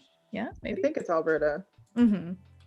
Oh, and Kendall's asking, is the YouTuber I was talking about Ariel Bissett? Is that how you say it? Yes, that's the one, the booktuber. She's really charming and I love her. Love it. Oh. Omar says, that is correct. You're the first Black woman I've found on IG Illustrator, which is crazy. There are more, but there's definitely tons of them out there. Yeah, for sure. But we're lovely. It's a great thing that you found Danielle, for sure. It's just sometimes, I mean, you don't know also because it's not like everybody is like, this is my race, I make it known. But there are plenty of Black illustrators, but we always need more. And if you check my Instagram, I follow a few of them as well, like a lot of them, not necessarily from Canada, but just in general. So if you wanted to find some more, definitely check out my Instagram. That's absolutely wonderful. Which is DMCOX_. And you'll be able to check the people I follow, and you can see quite a few illustrators there. Fantastic. By the way, Kafiyet, sorry if I'm mispronouncing it, says love from Pakistan. Ooh, love from the US. Love from Canada. Love from Canada. Love it. Jonelle says, gotta go. Glad I found the stream today. Having fun talking about Putin. Thank you so much for being here. Talk about food. I mean, can you go wrong? Thanks for stopping by. Yeah, thank you. And Eric Sue says, Tillamook is Oregon pride. Absolutely. I agree. We love our cheese and ice cream. Those are the two things they make. Although I was talking about this last stream, I think with Spencer, if you drive through Tillamook, it's a place in Oregon, it smells very bad because they have so many cows and they're all just letting off gas all day long, and it's a stinky place. I can only imagine. It's funny because we used to do a bunch of road trips through Oregon and stuff. Now not so much, but the sensation of driving through a place and having a change of smell is very visceral, where you're like, I'm in a car, why am I smelling this? Please, like, turn off the vents, turn off the vents. Yeah, seriously. Turn off the AC, turn it all off. Which is funny because, like, I have very nostalgic memories. Like, we used to go to a place in Eastern Oregon where we did like things like horseback riding, and there are certain smells that come with like farmyard animals. Yeah. And for me, that's just all like nostalgic. I don't think it's gross or anything, but the cow one, it's very distinct. It's also the change, right? So going from not smelling it to smelling it. Oh my gosh, yeah. When you're just hit with it. Whoa, yeah, a wave. Yeah. Oh, and Kendall says, my cat has taken over my lap and thus demands all my attention. You know, Zorro deserves it. That's her cat. I have two cats. I'm a cat. You've got two? I've got two. Do we have a stream cameo? Cat meow? Cat meow? Unfortunately not, because one of them is a talker and she would scream in everyone's ear. I'm down for it. And wouldn't leave me alone and just scream the whole time. So not today, that's for sure. Maybe tomorrow. No, it's yeah. I understand. She's a talker for sure. Oh, what's her name? The talker, her name is Bay, and then my other cat is Boo, so it's Boo and Bay. Oh, there's Boo and Bay. Oh, yeah. I love it. Love them in a bit. Did they have an Instagram, or is this strictly Zuri and Dre have theirs? I've contemplated it mainly for the one that talks, but then I'm just like, I don't have the time. Yeah, it's a whole thing. It's time consuming. I posted like on my Insta stories before of the talkative one. Nice. Just like, and we play tag. Like I'll run, tag you're it, and she'll follow me and chase me. Baby, oh my god, adorable. Yeah, she's definitely. As I'm working on the word unique, she's definitely unique. Yeah, exactly. Yeah. She fits the Janelle Monáe quote. Mm-hmm. She does. Kendall says Zorro is a talker. That's her cat. He woke me up at 6 a.m. today because he was hungry and lonely. Oh. The perfect alarm, right? Fuzzy, soft, got claws. Yeah. It's the claws that get you every time. You know, when they're hunting your toes under the blanket. Oof, yes. Death. You have to make sure you have a thick enough blanket that you don't feel it. Tips from Danielle. We've all learned a lot here today. Moral of the story, thicker blankets. Yes. By the way, Tristan says, "Hi Danielle, I like your drawing. Hi. It's coming out nice." Smiley face. Thank you. Thanks so much. Absolutely. Unique is a very long word though, so we'll see how this turns out when it comes to the actual final design. But it's a puzzle piece, you know. It's fit it in there. The fun times of illustrations, right? And drawing. Absolutely. You know, it's designing and without the challenge, what would we have? We'd just be like, another word. No, this one's unique. In all ways. Mummy is asking Fairy some questions. Oh, what did Fairy say? Let's see. Fairy was saying, oh, they're talking back and forth. Apparently, Fairy was replying saying, I will look forward to it. By the way, I live in Indonesia. Hey, good to know, Fairy. That's really cool. We're super global around here. And then Mummy says, wow, that's incredible. What are your art influences and color theme? I love this. We're talking about art. I love it. What time is it there in Indonesia now? Yeah, really. I wonder. And Lisa says, I have 2 cats. Cats are great. They are. I agree. No bias here at all. None at all. None. Anthony Sims says, give me that cat Instagram. And Anthony Jackson says, Catstagram. They're on the same wavelength. That's it. Obviously. Kendall says, cats of Instagram is a fave of mine to look at. Oh, cute. Oh, and Anthony Sims actually does have a Catstagram called These Are Not My Cats, where he photographs tastefully his roommate's cats. So it's true. They're really not his cats. They're not his cats. He does not own. Oh my gosh. Fairy says it's 2:10 a.m. in Indonesia. Well, thanks for being here. Thank you, Fairy. Thank you. I hope your sleep schedule is somewhere. Okay. Yeah, is okay. Exactly. If it works for you, it's cool. Yeah. I'm a night owl too, so I get it. How late do you usually stay up, would you say? Sometimes till 2, 3. Yeah. Solid. Yeah. Yeah. Yeah. Especially if I don't have to wake up early the next day, for sure. Oh my gosh, yeah. Well, this is the thing. You're freelancing. It's pandemic times. So time doesn't exist, right? Exactly. And like what are weekends? And like nothing exists. What are weekends? Paco asked us like, how was your weekend? Danielle was like, what day is it? What day is it? Oh, so good. Yeah. This is my weekend now. Right? But it's true. Yeah. If there's no regimented schedule keeping you in check or whatever, it's just what your body tells you to do, I suppose. Yeah. And what you tell your body to do. Yeah, exactly. Exactly it. By the way, we're at about 15 minutes left-ish. So we've seen this piece go from nothing to so much. Yeah. Like you started with a blank canvas. This is amazing. Right? It's all about the sketching now. Absolutely. Tomorrow is where the magic really happens. Magic time. No, honestly, I think our crowd loves seeing, and especially I do also love seeing the preliminary stuff, the rough stuff, because it's everything. It's the building blocks. Like finishing is one thing, but seeing it come from nothing is really satisfying. And then a lot of the times, like things don't really work out the way you wanted it to, and sometimes they look somewhat different than what you originally had in mind, but that's the fun part about the process, right? Absolutely. Yeah, Jessica for D, sure. by the way, says, I'm a night owl. Ooh, we got a bunch of night Ooh, owls going on. Kendall okay. says, I'm always in bed by 1 a.m. That's the cutoff time. Gotcha. Oh, man. Oh, and Anthony Jackson says, can't wait for this to be vectorized. Ooh, Yeah, yeah. honestly, same. It's going to be real fun. As I'm making it, I'm just like, what are you even gonna look like? Like, what? It's exciting because I don't know Absolutely. either. It's a baby being born. Who knows what it will be tomorrow? Exactly. Oh, I love it. But is there a reason you use vector in terms of like the use of the image, like sizing up and all that jazz?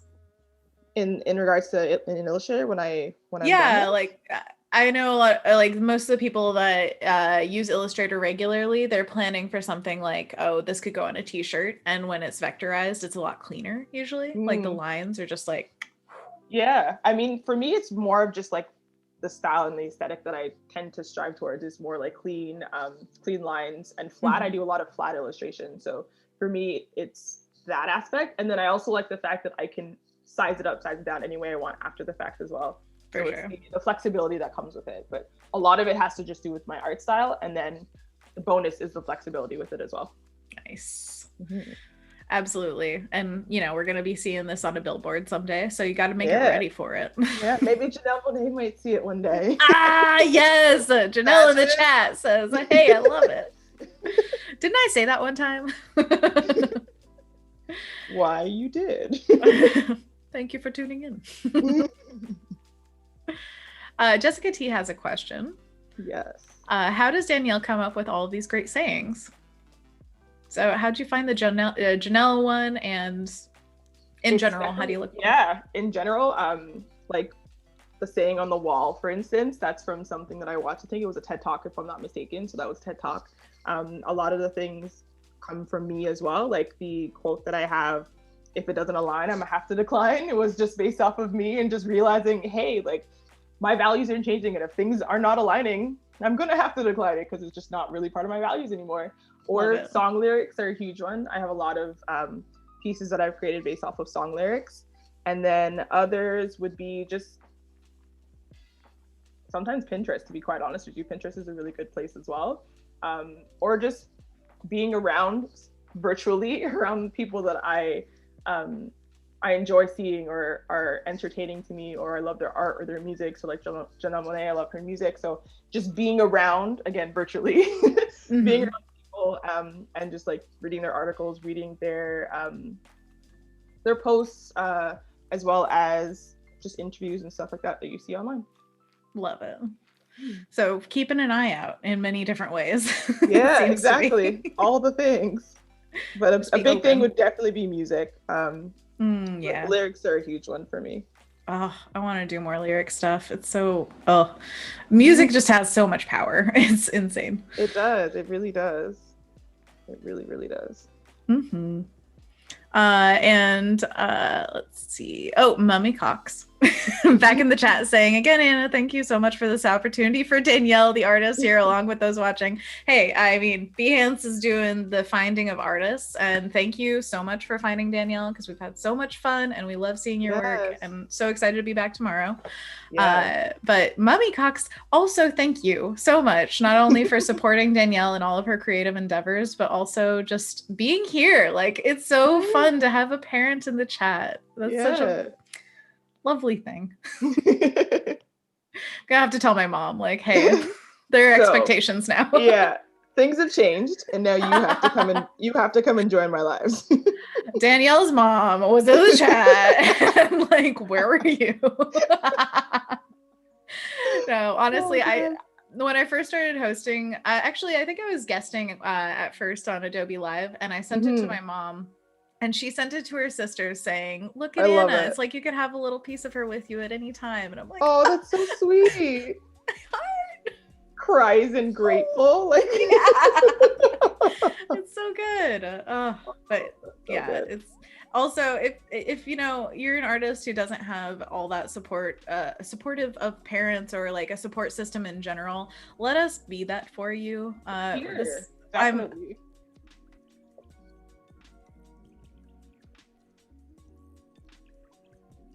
How much it can help to just have somebody say, "You're doing great, sweetie," or like, "Hey, try this. Maybe something is good." Exactly. Oh man. But yeah, I'm so happy to have your mom in the chat. That's just the cutest thing. Yeah, I'm happy she came. Tim in the chat says, look, I'm on stream. And then mom saying, what's a stream? Honestly, yeah, that's another thing. It's like knowing how to access this kind of stuff is kind of amazing. Right. Yeah. Uncomfortable. Yeah. Just like, it's perfect that this word is very long though. That works out. It works out well. I know that's another thing I guess you have to think of when choosing quotes is like, generally will this fit? I don't know. Exactly.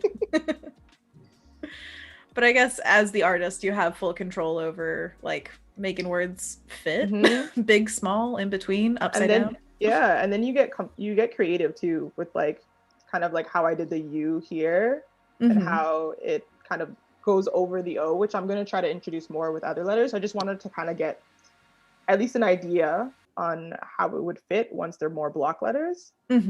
For sure. Yeah. Love it. What the fun parts about tomorrow would be. Did you take any lettering classes when you went to school for graphic design?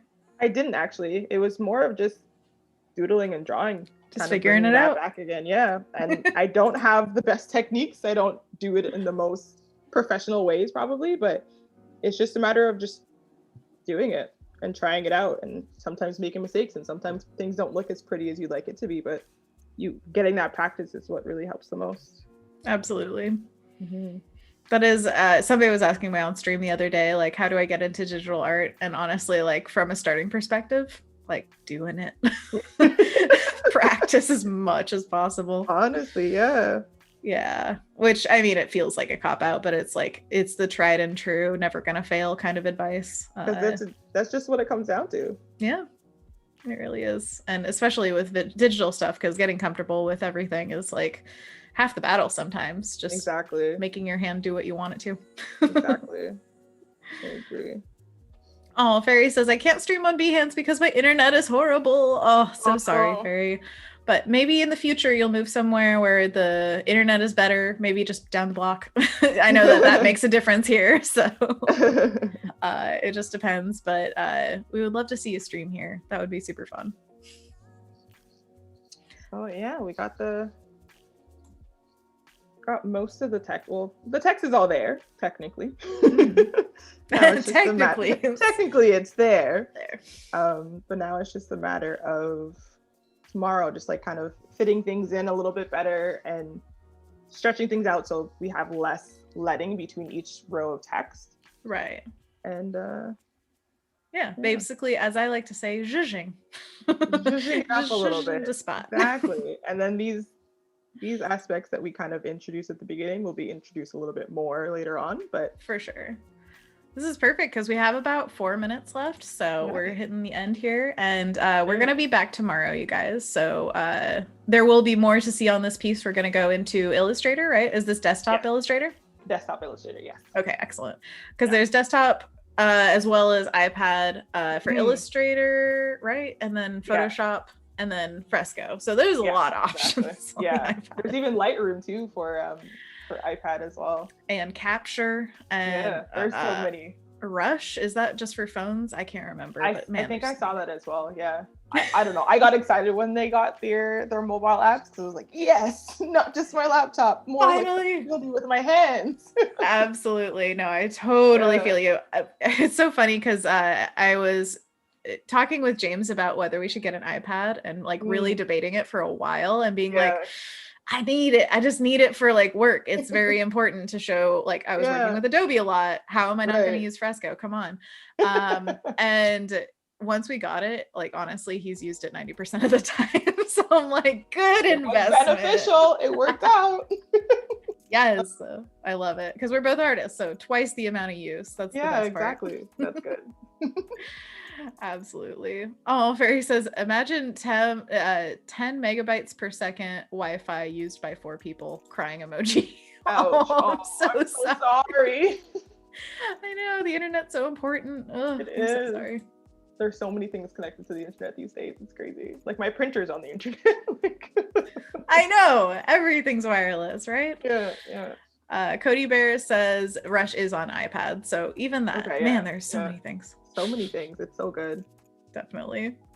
Oh, Mummy Cox says, I bought some stencil lettering for from the Scholastic Book Company during Danielle's elementary years. So it's been since then. Wow. Yeah. Oh man, I remember stencils being a huge part of childhood. Like the ones where you would like draw in a circle and it would make that those pattern. Ones. Yeah. Oh. Yeah. No, those were fun. Spirographs, right? Super fun. Yeah. Oh, they are so much fun. Super fun. By the way, I just want to let you guys know in the chat that tomorrow we're going to be doing an artist spotlight. Super excited for that. We're going to choose one of you. Well, we've already got an artist chosen. So not this time, but next time you can nominate yourself or an artist that you love. There will be a little tab above the chat where you can do so. But that is tomorrow. So come back for a little spotlight of a new artist that we can look forward to seeing the artwork of. And then, of course, more of Danielle's beautiful work, this time in Illustrator, vectorizing the poster that we made today. Yes. And just remember, embrace what makes you unique, even if it makes others uncomfortable. That's what life's all about, embracing you. Is there anything... Oh, Margaret says Spiroscope, apparently that's called. Ooh. Oh, okay. That seems familiar. Yeah, something like that. I don't know. But Spiro something. Those fun things at the Scholastic Book Fairs, man, I love that stuff. So is there anything you would like to say to the chat before we head out for the day? Thanks so much for being here. I'm so happy that we had like a conversation with you guys and like that you guys are up at 2 o'clock in the morning from where you are. Thank you so much. Love it. Thank you guys so much. And thank you to Mummy Cox for being in the chat. Thank you. Thank you, Danielle, for being here. You've been an excellent guest on day one, but we will be back same time tomorrow. So we will see more. Have a great Wednesday, everybody. Bye.